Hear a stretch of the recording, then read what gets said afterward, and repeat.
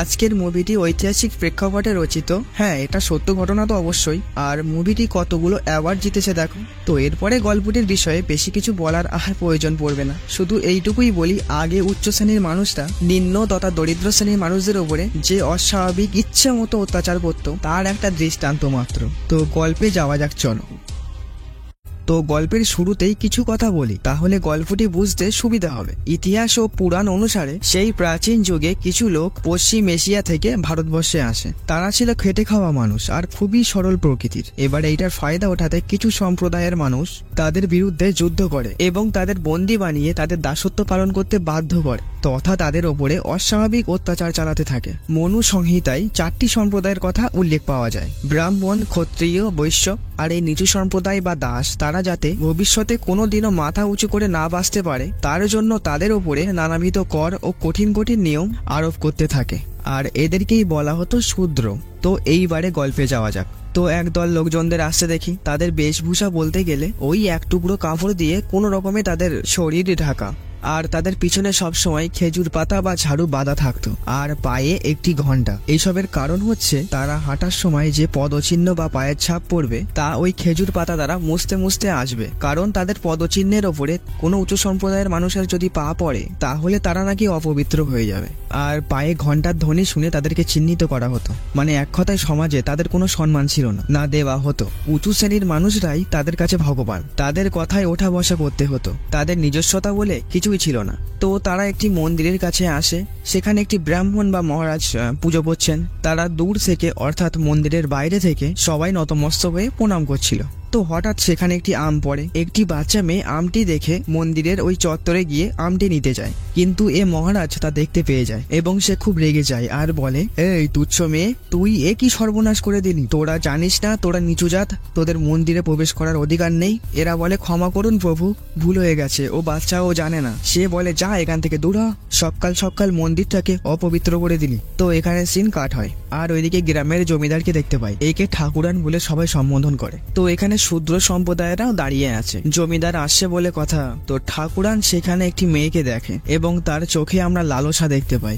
সে তার চেলাকে কিছু একটা বলে এবং সে চলে যায়। তো সে এসে মেয়েটির পাশে যে দাঁড়িয়ে ছিল তাকে ডাকে। এর নাম চরণ। এ বলে মেয়েটিকে।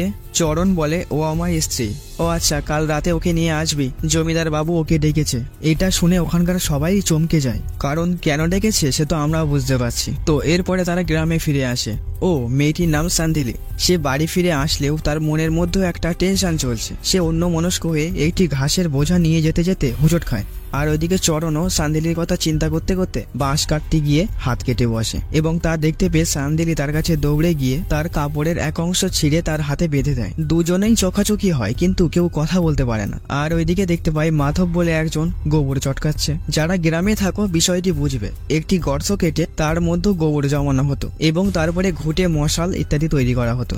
আর পাশেই একজন মহাজনের হিসেব রক্ষক সবাইকে আনাজপাতি ও হিসেব দেখাশোনা করছে এবং সবার উপরে চেল্লামেল্লি করছে। তো হঠাৎ একজনের মাথা থেকে দুধের হাঁড়ি পড়ে যায়। সে বলে, জানিস এর দাম কত? বলে তেড়ে আসতেই ওই গোবরের গর্তর ভিতরে সে পড়ে যায় এবং আরও সে রেগে যায়। ওই পথ দিয়ে যাওয়া এক বৈশ্য তার কাছে জল চায়। সে তাকেও চেল্লামেলি করে সেখান থেকে ভাগিয়ে দেয়। এসব মাধব দাঁড়িয়ে দাঁড়িয়ে দেখছিল। লোকটি এদিকে আসতেই মাধব তাকে জল দিতে চায়। সে জলটি হাতে নিয়েই ফেলে দেয়, বলে, পাপী নীচ, আমার এতটাও খারাপ দিন আসেনি যে তোর হাতের জল আমাকে খেতে হবে। এবং আরো উল্টোপাল্টা বলতে বলতে সে চলে যায়। আর তার কাছে চরণ এসে বলে, তোর জল দিতে যাওয়ার কি প্রয়োজন ছিল? মাধব বলে, কাউকে তৃষ্ণার্তক দেখলে আমার খুব কষ্ট হয় রে, আমার বাবার কথা মনে পড়ে যায়। এবং সিন ফ্ল্যাশব্যাকে যায় আর দেখতে পাই মাধব আর তার বাবা আসছিল। খুব রোদ পড়েছিল সেই দিন। তার বাবার খুবই জল তৃষ্ণা পেয়েছিল। সে আর এক পাও চলতে পারছিল না, এমনিও তার বয়স হয়েছে অনেকটাই। মাধব তার বাবাকে একটি গাছতলায় বসিয়ে বলে, তুমি বসো, আমি দেখছি পাশে কোনো জলাশয় আছে কিনা। বলে সে জল খুঁজতে বেরিয়ে পড়ে। অতঃপর সে একটি পুকুর দেখতে পায়। সেই পুকুরে জমিদারের ছেলেপুলেরা স্নান করছিল। মাধব জল নিতে গেলে তাকে বলা হয়, তোরা জানিস না তোদের এই জল স্পর্শ করার অধিকার নেই? মাধব বলে আমি জানি, কিন্তু আমি খুবই অভাগা, আমাকে একটু জল নিতে দাও না, আমার বাবাটা তৃষ্ণায় মরতে বসেছে, একটু দয়া করো। আচ্ছা আমি জল ছোবো না, হাঁড়িটা এই নিচেই রাখছি, তোমরাই জল ভরে দাও না। এরা বলে তোর জল চাই তাই না, বলে পুকুর থেকে জল ছিটিয়ে ছিটিয়ে তার দিকে দিতে থাকে এবং ইট পাথর ছুঁড়েও মারতে থাকে এবং সে এতে কাবু হয়ে পড়ে। অতঃপর তারা চলে গেলে কোনো রকমে উঠে সে জল ভরতে গিয়ে দেখে হাঁড়িটি ভেঙে গেছে। তাও সে ওই ভাঙা অংশতে কিছুটা জল ভরে তার বাবার কাছে নিয়ে যায় এবং বাবার গালে জল দিতেই সে জল নিচে গড়িয়ে পড়ে। গলাধ্যকরণ আর হয় না, তার বাবা মারা গেছে।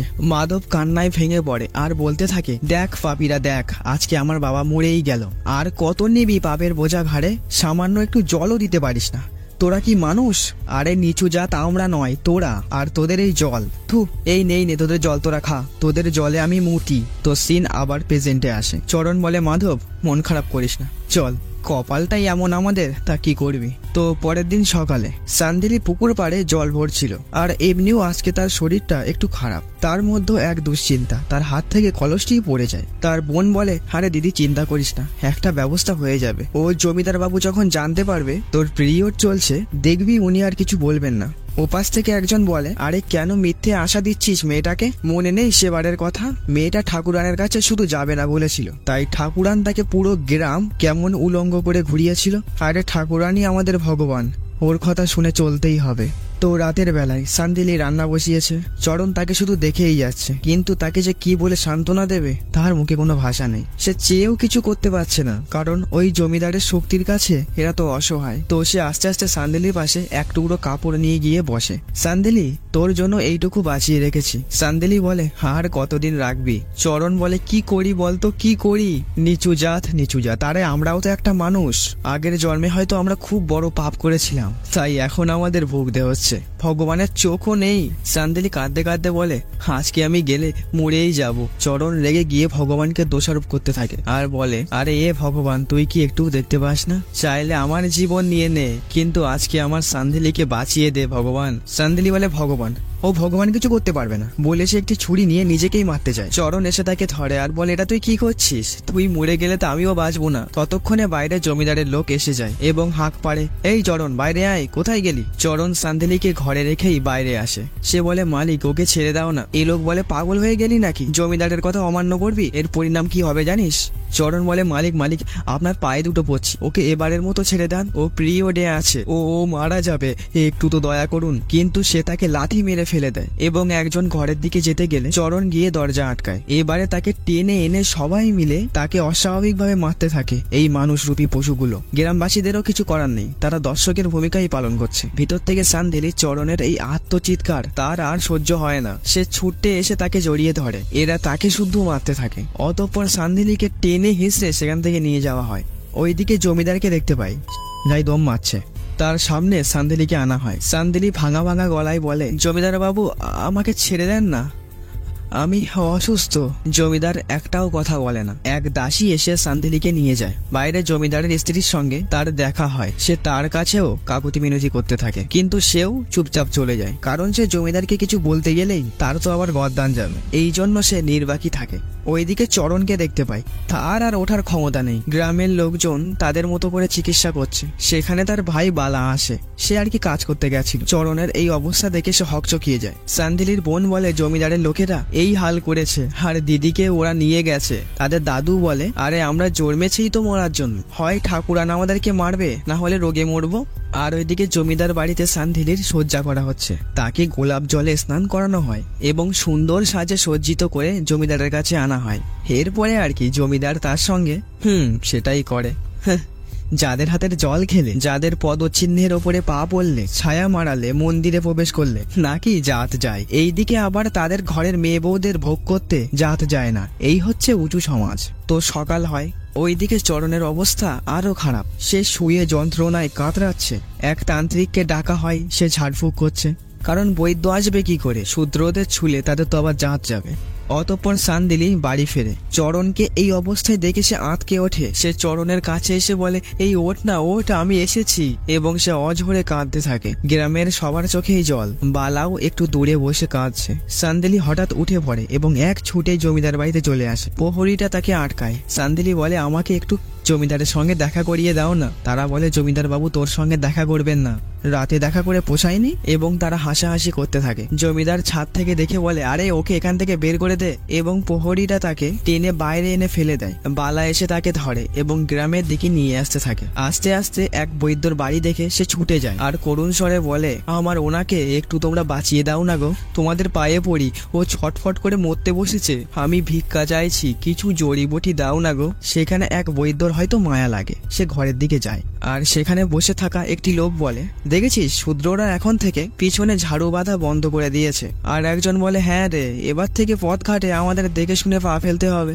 ভাবো একবার এদের মনোবৃত্তি কেমন ছিল। অতঃপর বৈদ্যটি বেরিয়ে এসে তাদের দিকে একটি ওষুধ ছুড়ে দেয়। চান্দিনী সঙ্গে সঙ্গে সেটাই কুড়িয়ে নিয়ে চরণের কাছে আসে, কিন্তু চরণকে সে ওষুধ আর খাওয়াতে হলো না, সে অনেক আগেই ইহলোক ত্যাগ করেছে। চান্দিনী কান্নায় ভেঙে পড়ে, সেই কি কান্না। এখানকার সিন সত্যি বুক কাঁপিয়ে দেওয়ার মতো। তো চরণের সৎ কাজও সম্পূর্ণ করা হয়। তো রাতে এরা আগুন জ্বালিয়ে বসে আছে, কারণ আজকে একটু শীতও পড়েছে। মাধব এসে বলে জমিদারের ছেলে নাকি ফিরছে। বালা রেগে গিয়ে বলে মেরে ফেলবো ওকে। মাধব বলে কি বলছিস তুই, পাগল নাকি? চরণের মৃত্যুতে আমরা সবাই কষ্ট পেয়েছি রে, তোর এই চোখের জল চরণের চিতার আগুনের সঙ্গে বয়ে যেতে দে, কারণ ওর ছেলেকে মেরে ফেললে আমরা হয়তো কেউ আর বেঁচে থাকবো না। ভৈরু বলে পাগল ওরা, আমরা নয়। কি ভেবেছে ওরা আমরা নিচু শূদ্র বলে কি আমরা মানুষ না? ওদের শরীরে রক্ত বইছে আর আমাদের শরীরে কি জল বইছে? মাধব বলে এ বাদ্রি, একে একটু বোঝা, এরা যেটা ভাবছে তার পরিণাম যে কি হবে। সে বলে রাখ তোর পরিণাম, যা আমাদের সঙ্গে ঘটে চলেছে সেটা কি তুই বল। আমরা নিচু জাত হয়ে জন্মগ্রহণ করেছি, এইটাই কি আমাদের দোষ? ওদের কাছে আমরা চাকরের মতো খাটি, যা বলে তাই করে দেই, এমনকি ওদের নোংরা পর্যন্ত পরিষ্কার করে দেই। এরপরে গিয়ে আমাদের দুমুটো খাবার জোটে রে, এত সব করে ওদের পোষায় না, আমাদের ঘরের মেয়ে বউকে ওদের চাই। চরণ বেচারা ছটফট করতে করতে মারা গেল আমাদের সামনে, আর আমরা কি করেছি শুধু দেখেই গেছি, আর ওদের পায়ে পড়ে ক্ষমা করে দাও ক্ষমা করে দাও বলে গেছি। তুই তো পরিণামের কথা বলছিস, কি হলো পরিণাম? আজকে আমার ঘরের কালকে তোর পশু ওর, এইভাবে ওরা মেয়ে বউ নিয়ে যেতেই থাকবে। একটা কথা বলতো এর শেষ কোথায়? কিছু না বললে তো এরকম চলতেই থাকবে। আর এই ভাইরুর ছেলের কথাটাই একবার ভাব কি হয়েছিল। এবং সিন আবার ফ্ল্যাশব্যাকে যায় আর দেখতে পাই একটি গুরুকুলে ব্রাহ্মণ বালকদের শিব মন্ত্র পাঠ করানো হচ্ছে। সবাই ওং নমঃ শিবায় জপ করে চলেছে, আর সেখানেই ভাইরুর ছেলে চান্না খেলা করছে। ভৈরু মাঠে কাজ করছে, তার স্ত্রী তার জন্য খাবার নিয়ে আসে এবং চান্নাকেও ডাকে। ভৈরু বলে বাবু এনে মিষ্টি। চান্না খুব খুশি হয় এবং মিষ্টি মিষ্টি বলতে আনন্দ করতে থাকে, আর মাঠে থাকা অন্যান্য ছেলেপিলেরাও সেখানে চলে আসে। তো ভৈরু আর কি করবে, সবাইকে একটু একটু করে দেয়। তো কি হয়েছে, বাচ্চারা খেলেই বাবা মার পেট ভরে যায়। তো চান্না আবার সেখানে বসে খেলা করতে থাকে, আর ওইদিকে গুরুকুলে ওং নমঃ শিবায় মন্ত্রের জপ শুনতে শুনতে সেও আনখিয়ালি ভাবে ওং নমঃ শিবায় বলতে থাকে। যেমন দেখবে আমরা কোনো একটা গান শোনার পরে সেটা নিজের অজান্তেই মনের ভিতরে গুনগুন করতে থাকি, তেমনটাই এটা। তো পরে তারা গ্রামে ফিরে আসে। তো ওই পথ দিয়েই ব্রাহ্মণরা অর্থাৎ সেই মহারাজও আসছিল এবং শূদ্ররা করজোড়ে তাকে প্রণাম করছিল। হঠাৎ মহারাজ খেয়াল করে একটি বাচ্চা ওং নমঃ শিবায় বলেই চলেছে। এটা দেখে সে খুব ক্রুদ্ধ হয়ে যায়, বলে আরে পাপী, শূদ্রপুত্র হয়ে স্বয়ং শিবের নাম মুখে ধরেছিস, হে প্রভু ক্ষমা করো আমাদের কানের। তো গ্রামবাসী সহ চান্নার বাবা মা বলে ও বাচ্চা, ও ভুল করে ফেলেছে, ও তো বোঝে না। মহারাজ বলে ক্ষমা, ও মহাপাপী, ওর জন্য এই গ্রাম মহামারীতে ছেয়ে যাবে, খরা হবে, এই গ্রাম পুরো উজাড় হয়ে যাবে। ও মহাদেবের পবিত্র মন্ত্রকে অপবিত্র করে ফেলেছে, আর কিচ্ছু করার নেই, এর অভিশপ্ত ফলবেই। ক্ষত্রিয়রা বলে এই একজনের জন্য আমরা পুরো গ্রামকে মরতে দিতে পারি না, পঞ্চায়েত বলা হোক। অতঃপর সবাই পঞ্চায়েতে আসে। তো পঞ্চায়েত প্রধান বলে এই তুচ্ছ বালক স্বয়ং ভোলানাথের মহামন্ত্রকে নিজের তুচ্ছ জীব দিয়ে উচ্চারণ করে ফেলেছে, যা মহাপাপ, তার জন্য পুরো গ্রামকেই ভুগতে হবে। তো এর থেকে আমরা কিভাবে মুক্তি পেতে পারি তা স্বয়ং মহারাজই বলবেন। তো প্রধান মশাইকে মহারাজ কিছু একটা বলেন। সে এইবারে সবার উদ্দেশ্যে বলে মহারাজ এই পাপীর হাত থেকে গ্রামকে বাঁচানোর জন্য একটা যজ্ঞ করবেন, কিন্তু এত বড় পাপ শুধু যজ্ঞ করলেই তো খণ্ডানো সম্ভব নয়। তাই ওই পাপী বালক যে জীব দিয়ে দেবাদিদেব মহাদেবের মন্ত্র উচ্চারণ করে অপবিত্র করে ফেলেছে, তার ওই জীব কেটে ফেলা হোক। এটা শুনে চান্নার বাবা মার বুক ছ্যাঁত করে ওঠে, হৃৎপিণ্ডটাই যেন কেউ তুলে নিচ্ছে। তারা তো কান্নায় ভেঙে পড়ে আর তার সঙ্গে কাকুতি মিনতি করতে থাকে। ভৈরু বলে আমরা এই গ্রাম ছেড়েই চলে যাব মহারাজ, এ ছোট্ট বালক, একে ছেড়ে দিন। কিন্তু কে শোনে কার কথা? তারা চান্নাকে টেনে হিঁচড়ে নিয়ে একটি গাছের সঙ্গে বাঁধে। চান্না অনেক কান্না করতে থাকে। এক সময় সে একেবারেই নিঃশব্দ হয়ে যায়, অর্থাৎ তার জিভ কেটে ফেলা হয়েছে। তার বাবা মা পুরো স্তব্ধ হয়ে যায়। তারা ছেলেকে কোলে নিয়ে অনেক ডাকাডাকি করতে থাকে, কিন্তু সে আর না ডাকে বাবা না ডাকে মা, সে মারা গেছে। সত্যি এখানকার সিনটা না বুক কেঁপে উঠবে। তো সিন বর্তমানে ফেরে। তো এরা এইবারে ঠিক করে আর না, এবারে যদি ওদের বিরুদ্ধে না রুখে দাঁড়ায় তাহলে আজীবন তাদেরকে এই লাঞ্ছনার শিকার হতে হবে। তো তারা বাড়ি ফিরে আসে এবং অনেক রাতে তারা কোনো রকমে একটা চাদর মুড়ি দিয়ে বেরিয়ে আসে আর পিছনের দিকে তাকিয়ে পরিবারের উদ্দেশ্যে বলে, জানি না আর আমরা কোনোদিন ফিরতে পারবো কিনা। এখানে সিন কাট হয়। ভোর হয়েছে, আজকে খুব ঘন কুয়াশাও করেছে। জমিদারের ছেলে ফিরছে, সঙ্গে কিছু পেয়াদাও আছে। তারা জঙ্গলের মধ্যস্থলে আসতেই তাদের ওপরে এরা চারজন আচমকাই আক্রমণ করে বসে। তারা আসলে পাতার নিচে লুকিয়েছিল। এরা কতকটা টের পায়নি, তাতে ছিল ঘন কুয়াশা। এরা চারজন এক একজনকে কুড়ুলের কোপে কোপে শেষ করে দেয় এবং জমিদারের ছেলে ঠ্যাং ধরে টেনে নিয়ে যায়। বাদ্রি তাকে চেপে ধরে বলে, ভ্যাইরু এর জিভ কেটে নে। এবং ভ্যাইরুর ছেলের কথা মনে পড়ে যায় এবং সে একটি ছোড়া বার করে তার জিভ কেটে নেয় এবং সবাই মিলেই তাকে ইচ্ছা মতো কোপায়। সে অনেকক্ষণ আগেই মারা গেছে, কিন্তু তাদের রাগ যেন থামে না। মাধব বলে, তোর জন্যই আমার বাবাটা মারা গেছিল, সামান্য জলও নিতে দিসনি, আজকে তোকে আমি স্বাদ মিটিয়ে জল খাওয়াবো বলে তার মুখে হেসু করে দেয়। তো এরপরে তারা সেখান থেকে পালিয়ে যায়। তো সকাল হতে না হতেই জমিদার বাড়িতে খবর আসে যে তাদের ছেলেকে কেউ বা কারা নৃশংসভাবে হত্যা করেছে। ঠাকুরান চমকে ওঠে, তার স্ত্রীও কান্নায় ভেঙে পড়ে আর জমিদারকে বলতে থাকে, এইসব তোমার পাপের ফল, আজকে তোমার হতেই ছেলেটা গেল। আমি জানি না, আমার ছেলেকে তুমি যেখান থেকে পারো এনে দাও। জমিদার একটু কড়া স্বরেই বলে, চুপ করো, এই হাবিলিতে বউদের উঁচু গলায় কথা বলার অধিকার নেই। এবং তার চেলাকে উদ্দেশ্য করে বলে, কার্তার, যারা আমার ছেলেকে মেরেছে তাদেরকে আমি জ্যান্ত চাই। এবং তারা জঙ্গলে খুঁজতে বেরিয়ে পড়ে। জমিদারের লোকজন জঙ্গলে তন্ন তন্ন করে খুঁজেও কাউকে দেখতে পায় না, কিন্তু একটা ঘন্টা পায়, মানে শূদ্রদের পায়ে যেটি বাঁধা থাকতো, অর্থাৎ ওই চারজনের মধ্যে কারোর পায়ের থেকে তখন খুলে গেছিল। জমিদার তার ছেলের দেহর পাশেই ছিল। কার্তার এসে জমিদারকে ঘন্টাটা দেখায়। তারপরে তার ছেলের সৎ কাজ সম্পূর্ণ করা হয় এবং সে রাগে ফুঁসছিল। সে কার্তারকে বলে, যেভাবে আমার ছেলে চিতায় জ্বলে গিয়েছে সেইভাবে ওই নীচদেরকে জ্যান্ত জ্বালিয়ে দে, আজকের রাত ওদের শেষ রাত হবে। এবং ওই রাতের বেলাতেই জমিদারের লোকেরা এসে পুরো শূদ্র বস্তিতে আগুন লাগিয়ে দেয় এবং যাকে সামনে পাচ্ছে তাকেই নৃশংসভাবে মেরে দিচ্ছে। বাচ্চা পুরো কেউই সেদিন নিস্তার পায় না। আর মেয়েদের শ্লীলতাহানি সে তো আছেই। এরা চারজন যেহেতু আগে থাকতে সতর্ক ছিল, তাই সবাইকে বাঁচানোর চেষ্টা করে। অনেক জমিদার লোকেদেরকেও মারে, কিন্তু তারাও নিজেদের শেষ রক্ষা করতে পারেনি। সকাল হয়, হ্যাঁ, সব আগুন নিভে গিয়েছে, তার সঙ্গে সঙ্গে একাধিক প্রাণও নিঃশেষ হয়ে গেছে। যতদূর চোখ যায় শুধুই মৃতদেহ আর মৃতদেহ। তবে হ্যাঁ, কালক্রমে একটি বাচ্চা ও একটি লোক বেঁচে যায়। সে তার চোখের সামনে এতগুলো মৃতদেহ দেখে সে কতকটা পাগল হয়ে যায়। সেখানে জমিদারের একটি লোকের মৃতদেহ দেখে বলে, আরে মালিক, আমি কিন্তু পিছনে ঝাড়ু বেঁধেছি, আমাকে মারবেন না। একটি মরদেহ টেনে টেনে তুলতে চায় আর বলে, এই ওঠ, জমিদার বাবুর লোক এসছে, এভাবে এখনো শুয়ে আছিস, আগে ক্ষমা চা। এবং সে আরো এদিক ওদিক ছোটাছুটি করতে থাকে আর পাগলের মতো আচরণ করে যাচ্ছে। তো গল্পটি এখানেই শেষ হয়ে যায়। এই গল্প শুধু একটা গ্রাম নয়, পুরো একটা সমাজের, শুধু দেশ নয়, পুরো দুনিয়াতেই তখনকার সময় বিস্তার করে ফেলেছিল। তবে এদের পাশে কিছু ভগবানরূপী মানুষ এসে দাঁড়িয়েছিল, যেমন Washington, Abraham Lincoln, Martin Luther King প্রমুখরা, আর ভারতবর্ষের এক মহাপুরুষ বি.আর. আম্বেদকর, যার অবদান সত্যিই অনস্বীকার্য। তিনি দেশকে স্বাধীনতা দেওয়ার জন্য বীরদের সঙ্গে কাঁধে কাঁধ মিলিয়ে লড়ে গেছেন। তো অনেক যুদ্ধ লড়াইয়ের পরে দেশ স্বাধীনতা লাভ করে এবং তিনিই প্রথম সংবিধান লেখেন। আর তিনি জাতি ভেদাভেদ সমতা বজিয়ে আনেন। নিচু জাতিদের ওপরে হওয়া অত্যাচার, কঠিন কঠিন নিয়ম কানুন থেকে তাদেরকে মুক্ত করে দেন আর এমন নিয়ম করেন যাতে সব মানুষকেই মুখ্য দ্বারে আনা যায়। একটা জিনিস দেখবে, বছরের পর বছর মানুষের মধ্যে হিংসা দাঙ্গার মূল কারণই কিন্তু এই জাতি ব্যবস্থা। সবাই তার নিজ নিজ ধর্মকে শ্রেষ্ঠত্ব প্রমাণের উদ্দেশ্যে হিংসা আর আতঙ্কবাদের সহায়তা নিয়ে অন্য জাতিকে নিচু দেখানোর ষড়যন্ত্র মাত্র। আমরা যদি এখনো না জাগি, তাহলে না মানব জাতি বাঁচবে না ধর্ম। আমরা কিন্তু সবাই একই উপরওয়ালার সন্তান, কেউ উঁচু বা কেউ নিচু নয়। এই বিভেদ তো আমরাই সৃষ্টি করেছি। আসলে আমরা সবাই সমান, আমরা সবাই মানুষ। আর এই ভাবনাই শান্তির মূল মন্ত্র। যদি কিছু পরিবর্তন করতে হয় তাহলে নিজেকে করো। হৃদয় পরিবর্তনই সামাজিক পরিবর্তন নিয়ে আসতে পারে। তো যাই হোক, আজকের গল্পটি কেমন লাগলো জানিও। টাটা।